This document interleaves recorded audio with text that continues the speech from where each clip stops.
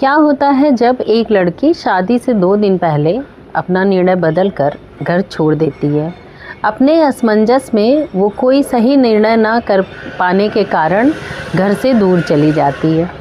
आज हम बात करेंगे हिंदी साहित्य की लोकप्रिय लेखिका गौरापंत शिवानी जी के उपन्यास और दिल को छू लेने वाली उपन्यास की इस कहानी 14 फेरे की। तब केबल टीवी के धारावाहिक नहीं थे, नेटफ्लिक्स, प्राइम वीडियो के OTTs नहीं थे, तो हिंदी पत्रिकाओं में छपने वाले लोकप्रिय धारावाहिक उपन्यास और कहानियाँ ही साहित्य प्रेमियों के आकर्षण का केंद्र थे।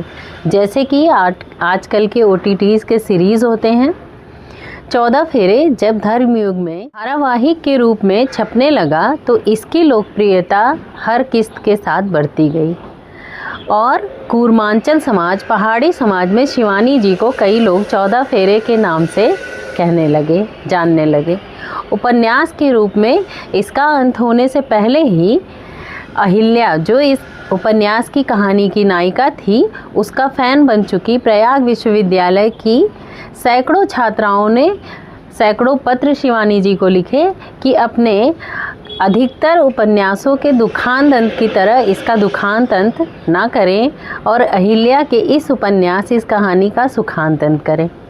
14 फेरे की मुख्य नायिका अहिल्या की कहानी है उसके पिता, जो कि एक व्यवसायी थे, और उनकी पतिव्रता पत्नी नंदी की।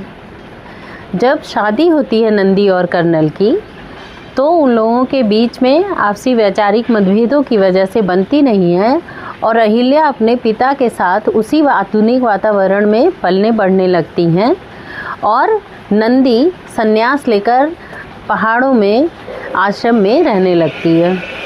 अहिल्या कलकत्ता की आधुनिकता और कॉन्वेंट स्कूल में पढ़ने लिखने के कारण उस समाज में रसबस सी जाती है। लेकिन जब कर्नल पांडे अपनी बेटी को लेकर अपने बड़े भाई की लड़की की शादी में जाते हैं तो वो पहाड़ी संस्कृति, रीति रिवाजों और वहाँ के प्रेम व्यवहार से बहुत ही आकर्षित होती है।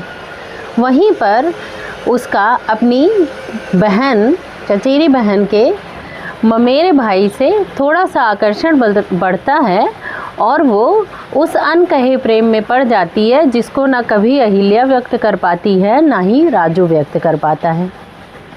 फिर अहिल्या वापस अपने समाज में आकर अपने कामकाज में लग जाती है, लेकिन जब कर्नल उसकी शादी कर देते हैं तो उस समाज के खोखलेपन और व्यक्तियों के ढोंगी स्वभाव से उस